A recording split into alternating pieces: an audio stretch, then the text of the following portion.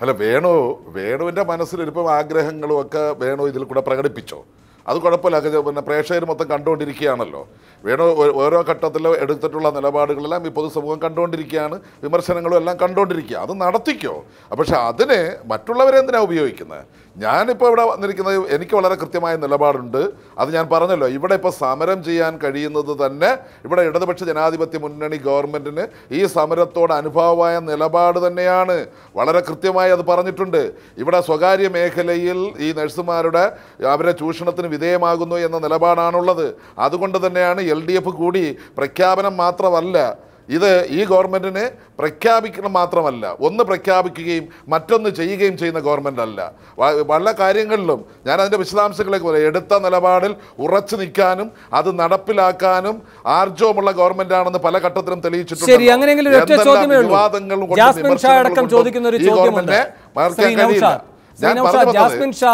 ഞാൻ പറഞ്ഞിട്ട്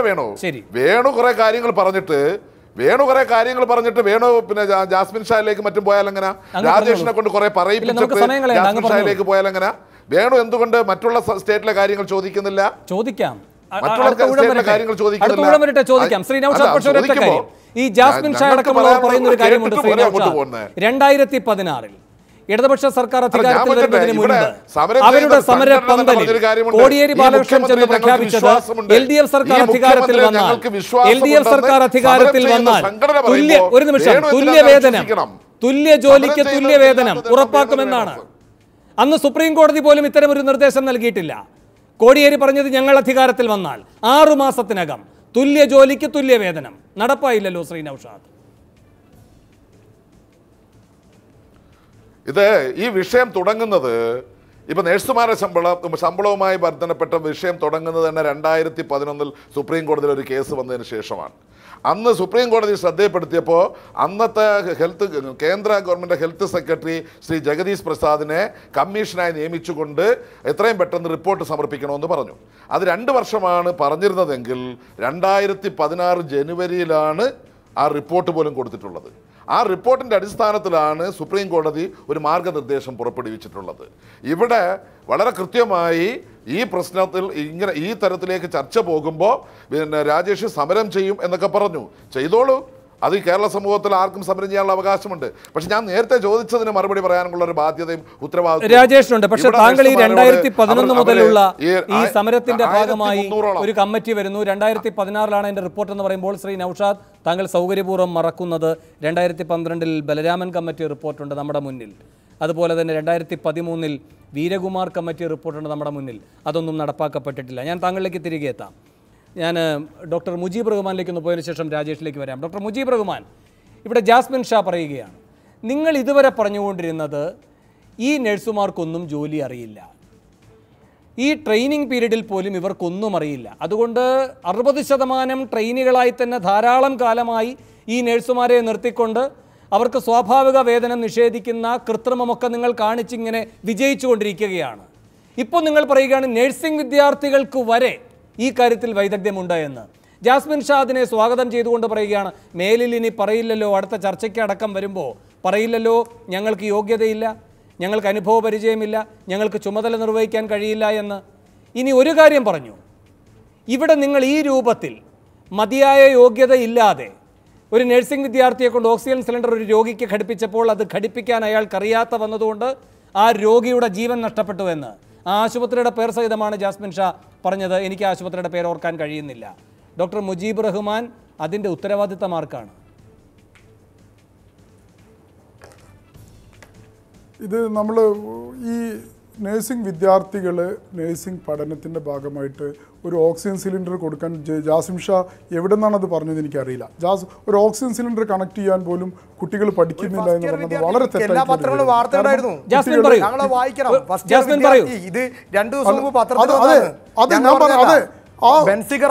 അങ്ങനെയാണെങ്കിൽ അതൊരു സമരത്തിന്റെ രക്തസാക്ഷിയാണെന്ന് കൂടെ പറയേണ്ടി വരും. പഠിക്കുന്നില്ലല്ലോ, പഠിക്കാത്ത കുട്ടികളെ കൊണ്ട് അവരുടെ സിലബസിലുള്ള പഠിച്ചാൽ ഫസ്റ്റ് ഇയർ ആ കുട്ടി പഠിക്കുന്നില്ലല്ലോ. പഠിക്കാത്ത ഒരു കാര്യം എങ്ങനെയാ ഒരു നിമിഷം ശ്രീ മുജീബ് റഹ്മാൻ, താങ്കൾ പറയുന്നത് ബെൻസിഗർ ആശുപത്രി, ശ്രീ മുജീബ് റഹ്മാൻ താങ്കൾ പറയുകയാണ് ബെൻസിഗർ ആശുപത്രിയിൽ നടന്നത് ഈ സമരത്തിന്റെ രക്തസാക്ഷിയാണ് എന്ന്. ഇതിനപ്പുറം ഒരു വെല്ലുവിളിയില്ല കേരളത്തിലെ പൊതുസമൂഹത്തോട്. സ്വകാര്യ ആശുപത്രി മുതലാളിമാർ നടത്തുന്ന ഇതുപോലൊരു വെല്ലുവിളിയില്ല. ഒരു നിമിഷം ശ്രീ മുജീബ് റഹ്മാൻ, അങ്ങനെയെങ്കിൽ എത്ര പേരുടെ ജീവൻ നഷ്ടപ്പെടും? ഒരു നിമിഷം, ഈ സമരത്തിന്റെ രക്തസാക്ഷികൾ എന്ന് ഈ സമരക്കാർക്ക് മേൽ ഉത്തരവാദിത്തം അടിച്ചേൽപ്പിച്ച് നിങ്ങൾ എത്ര പേരെ കൊല്ലും? ഇല്ല, ഞങ്ങൾ അതാണ് പറഞ്ഞുകൊണ്ടിരിക്കുന്നത്. മീഡിയേഷൻ വരുന്നു, 19-ാം തീയതി മീഡിയേഷൻ സെല്ലുണ്ട്. ബെൻസിഗർ ആശുപത്രിയുടെ ഉത്തരവാദിത്തം പറയൂ. ബെൻസിഗർ ആശുപത്രി സംഭവത്തിന്റെ ഉത്തരവാദിത്തം ആദ്യം പറയൂ. ബെൻസിഗർ ആശുപത്രിയിൽ സമരം നടന്നതിന്റെ ഭാഗമായിട്ടാണ് അത്. ആ സംഭവം എനിക്ക് കൃത്യമായിട്ട് അറിയില്ല. അങ്ങനെ ഒരു സമരം നടന്നതിന്റെ ഭാഗമായിട്ടാണ് സമരം നടന്നിട്ടില്ല. അവിടെ സമരം നടത്തിയ താങ്കൾ കാണിക്കൂ, ഏതെങ്കിലും ഒരു സമരം നടത്തി താങ്കൾ കാണിക്കൂ. നടന്നിട്ടില്ല. നിങ്ങൾ സമരം നടക്കാതെ തന്നെ വിദ്യാർത്ഥികളെ പരിശീലിപ്പിച്ചുകൊണ്ട് സമരം നേടാൻ നോക്കുന്നു. എവിടെ സമരം നടന്നു? ജാസ്മിൻ ഷാ, സമരം നടക്കുന്നില്ലെങ്കിൽ മതിയായ പഠനമില്ലാത്ത, മതിയായ പരിജ്ഞാനമില്ലാത്ത, മതിയായ പരിശീലനമില്ലാത്ത ഒരു വിദ്യാർത്ഥി എങ്ങനെ അവിടെ വന്ന് ഈ പറ്റാത്ത പണി ചെയ്തു? അങ്ങനെയല്ലോ. ഇവർ കൃത്യമായിട്ട് സമരത്തെ നേരിടാൻ വേണ്ടി ആളുകളെ തയ്യാറെടുപ്പിക്കുന്നു. അവർ അതിൻ്റെ ഭാഗമായിട്ട് അവർ തന്നെ പലപ്പോഴും ഇപ്പോൾ എങ്ങനെയാ തൃശ്ശൂർ അശ്വിനിയിൽ സമരം തുടങ്ങിയത്? അശ്വിനി ആശുപത്രി ഇപ്പോൾ സമരം തുടങ്ങിയല്ലോ. നേഴ്സുമാരോട് നിർബന്ധപൂർവ്വം ആശുപത്രിയിൽ നിന്ന് ഇറങ്ങിപ്പോകാൻ പറയുന്നു. സമര പ്രഖ്യാപനം നടത്തിയിട്ടുള്ളൂ 20-ാം തീയതി.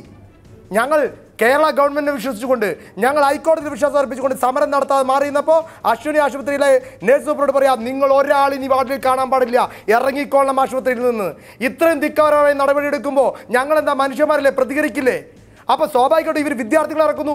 വിദ്യാർത്ഥികളെ ഇറക്കിക്കൊണ്ട് ഇവർ ജാസ്മിൻ ഷാ, ഞാൻ വരുന്നു ശ്രീ മുജീബ് റഹ്മാൻ. ജാസ്മിൻ ഷാ, താങ്കൾ ബെൻസിഗർ ആശുപത്രിയുടെ കാര്യം എടുത്തിട്ടുകൊണ്ട് ചോദിക്കുകയാണ്. ശ്രീ ജാസ്മിൻ ഷാ, നിങ്ങളുടെ സമരം പൊളിക്കാൻ, സമരം ചെയ്യാതിരിക്കുന്നവരുടെ പോലും സമരം പൊളിക്കുന്നതിന് വേണ്ടി ഈ പറയുന്ന മതിയായ പരിശീലനമില്ലാത്തൊരു വിദ്യാർത്ഥിയെ കൊണ്ട് തെറ്റായൊരു കാര്യം ഈ സ്വകാര്യ ആശുപത്രി മാനേജ്മെന്റ് ചെയ്യിച്ചു എന്നാണോ താങ്കൾ പറയുന്നത്? തീർച്ചയായിട്ടും. ഞാൻ വേറൊരു ഉദാഹരണം പറഞ്ഞുതരാം. ഇന്ന് തൃശ്ശൂർ നടന്ന സംഭവം പറഞ്ഞാൽ, ജൂലൈ 14 ഒരു രോഗി ഹൃദയ സംബന്ധമായ അസുഖവുമായിട്ട് വരിക. അവർ ആശുപത്രിയിലെത്തി, എലൈറ്റ് ആശുപത്രിയിലെത്തിയെന്നാണ് പറഞ്ഞത്. അവിടെ അവർ പറയുന്നു ഇവിടെ സമരമാണ്, നിങ്ങൾ പോയിക്കൊള്ളണം. അങ്ങനെ 5 ആശുപത്രികൾ ഇറങ്ങി, ട്രീറ്റ്മെന്റ് കൊടുത്തില്ല. അവസാനം ആ രോഗി എവിടെ എത്തി? മെഡിക്കൽ കോളേജിലെത്തി. ഇന്ന് ആ രോഗി മരണപ്പെട്ടു. നിങ്ങളെ റിപ്പോർട്ടറടക്കം, ജെയ്സൺ അടക്കം, നിങ്ങളുടെ തൃശ്ശൂരിലെ റിപ്പോർട്ടറടക്കം ഇന്ന് അതുമായി ബന്ധപ്പെട്ട് വാർത്ത നൽകിയിട്ടുണ്ട്. ആ രോഗി മരണപ്പെട്ടു. സമരമില്ലാത്ത സ്ഥലങ്ങളിൽ ചികിത്സ തേടിയെത്തുന്നവരെ നിർബന്ധപൂർവ്വം മടക്കി അയക്കുന്നുണ്ടോ ശ്രീ മുജീബ് റഹ്മാൻ? അങ്ങനെയെങ്കിൽ ആശുപത്രി ഉടമസ്ഥതയുടെ ഹുങ്കിൽ നിങ്ങൾ തന്നെയാണ് രക്തസാക്ഷികളെ സൃഷ്ടിക്കുന്നത്. അല്ലല്ല, ഒരു നിമിഷം. 20,000 രൂപ എന്ന അടിസ്ഥാന ശമ്പളം നൽകാൻ തയ്യാറല്ലാത്ത നിങ്ങൾ, ഒരു നിമിഷം മുജീബ് റഹ്മാൻ, 20,000 രൂപ എന്ന അടിസ്ഥാന ശമ്പളം നൽകാൻ തയ്യാറല്ലാത്ത നിങ്ങൾ ബോധപൂർവം ആശുപത്രി ഉടമസ്ഥതയുടെ ഹുങ്ക് വെച്ചുകൊണ്ട് നിങ്ങൾ ആരുടെ ജീവനെടുത്താണ് പന്താടുന്നത്? എത്ര പേരെയാണ് നിങ്ങൾ രക്തസാക്ഷിയാക്കുന്നത്? വേണു, എൻ്റെ ആശുപത്രിയിൽ ഒരു രോഗിനെ കിടത്താൻ സ്ഥലമില്ലാതെയാണ് ഞാനിപ്പോൾ വരുന്നത്. കാരണം ഇപ്പോഴത്തെ പനിയുടെ അവസ്ഥയും മറ്റുള്ള അസുഖങ്ങൾ എല്ലാ ആശുപത്രിയും ഫുള്ളാണ്. ഇവർ അങ്ങനെ ആളുകൾ പറഞ്ഞയക്കായിരുന്നെങ്കിൽ എങ്ങനെ ആശുപത്രിയിൽ ആളുണ്ടാവുക? ആശുപത്രിയിൽ അങ്ങനെ ഉണ്ടെങ്കിൽ അല്ല, ഇപ്പോഴും ഫുള്ളാണ്. ഇപ്പൊ ഫുള്ള് ഞങ്ങൾ പറഞ്ഞേക്കണമെങ്കിൽ എങ്ങനെ ഫുള്ളാവുന്നത് ജാസ്മിൻ ഷാ? ഇപ്പോഴും ആശുപത്രിയിൽ ആളുകൾ പറഞ്ഞേക്കുകയാണെങ്കിൽ ആശുപത്രിയിൽ ആശുപത്രി എല്ലാപ്പോഴും ഫുള്ളാണ്. താങ്കൾ പറഞ്ഞു തന്നെ കറക്റ്റ്. ജാസ്മിൻ, നിങ്ങൾ പറയുന്നത് മറ്റൊരു ലാക്കോടെയാണ്.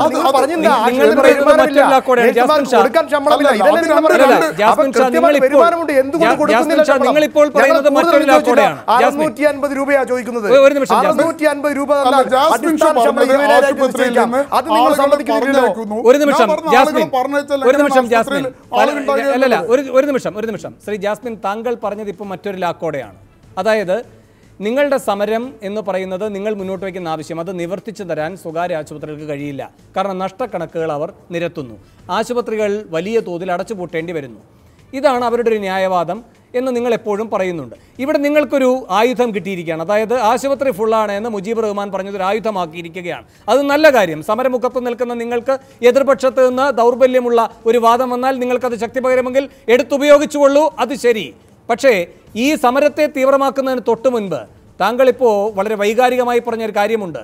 ഒരു ഹൃദ്രോഗിയെ പല ആശുപത്രികളിൽ കയറ്റാതിവർ പറഞ്ഞു വിട്ടു, അങ്ങനെ അയാൾക്ക് അന്ത്യം സംഭവിച്ചുവെന്ന്. അതിൻ്റെ നൈതികതയിൽ നിന്ന് പറയൂ. ആശുപത്രികൾ ഫുള്ളാണെങ്കിൽ പിന്നെ ഈ അവിടെ അഡ്മിഷൻ കിട്ടാതെ പോയ ഈ ഹൃദ്രോഗിയുടെ ചിത്രം താങ്കൾക്ക് എവിടെ നിന്ന് കിട്ടി? അല്ല, ഇന്ന് ആ വാർത്ത യഥാർത്ഥത്തിൽ ഞങ്ങൾ അറിഞ്ഞത് നിങ്ങളുടെ റിപ്പോർട്ടർ വഴിയാണ്. ജെയ്സൺ എന്ന് പറയുന്ന തൃശ്ശൂരിലെ നിങ്ങളുടെ റിപ്പോർട്ടറാണ് ഈ വിഷയം ഞങ്ങളെ ചെന്ന്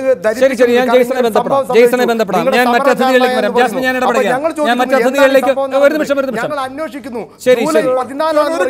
ജൂലൈ 14 കേരളത്തിൽ തൃശ്ശൂർ ജില്ലയിൽ എവിടെയും സമരമില്ല. ജൂലൈ 9 അവർ ആദ്യമായി അഡ്മിഷൻ എടുക്കാൻ വന്നത്. അന്നും സമരമില്ല. തൃശ്ശൂർ ജില്ലയിൽ സമരം നടന്നിട്ടില്ല. നടന്നതെന്നാ ജൂൺ 19 ജൂൺ 19 മുതൽ 21 വരെ 3 ദിവസം.